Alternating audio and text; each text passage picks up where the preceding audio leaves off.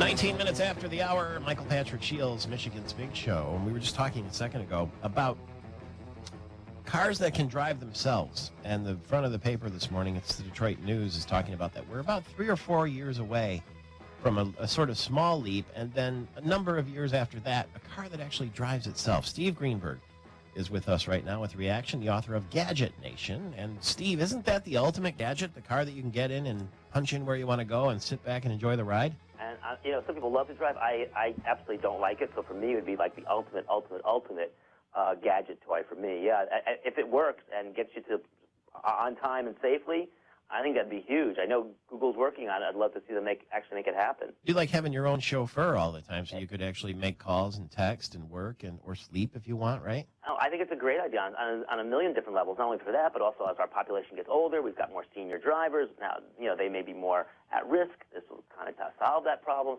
I mean, it would be an amazing change in our civilization. Whether it's doable or not, we have to wait and see. Do you think that you could send the car to pick someone up without a person even in it? I don't.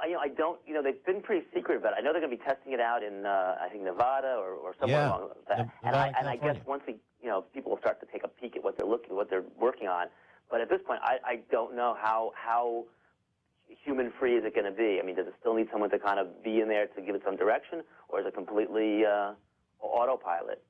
Do you think that the cars that we have now that have the sync technology and the OnStar technology, do you think that there's too much gadgetry in a car that could distract the driver?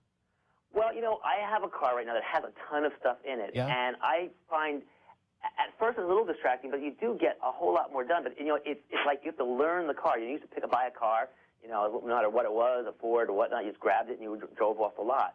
Now you have a 2-hour class with a delivery person, not even a sales guy, to explain how to program your phone into it, how to work the GPS, it's unbelievable. But mine now has like a backup camera. When I go into reverse, I can now see behind me. I mean, those are some really great features. Supposedly the cars will be able to park themselves too, based on that what you're just talking about, that radar and or whatever it is that allows the car to do that. But I have that system in the car where if a phone call comes to the mobile phone, it will go through the speakers of the car. Right, I have that. I don't like that at all, and in fact, I disabled it because every person that I talked to said, "Are you on that system where you're in the car? Because I can't understand what you're saying." Well, it's funny. It depends on the car because I had it on my previous car too, and it was very problematic. But then as this next car I got, it was much better. It depends on the microphone positioning and the way the car is set up. So I think it's kind of a car-by-car thing. But I do what you mean. My last car, it was too noisy, and people hated it. Yeah. I don't like the gadgets that outsmart you. Like I may not want to talk in public or in front of other people in the car on that speaker system, too. So I'd rather enable it myself than have things that outsmart me. And that's another reason I don't really like spell check.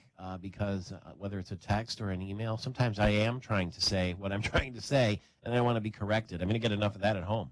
I hear you, but the reality is that for me, you saw the way I spell, I need spell check. Yeah. So even if it spells the wrong word, it's still better than the spelling I would have used. So I'm okay with that. I've got some really cool things to talk about having to do with Father's Day. Do you want to go into that? Yeah, you were at the E3 conference, I heard, and you came away with some really.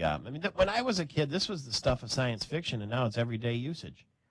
So much stuff has gotten so amazingly cool out there for the like we talked about the car of the future. Well, that's the future, but right now we've got some cool stuff.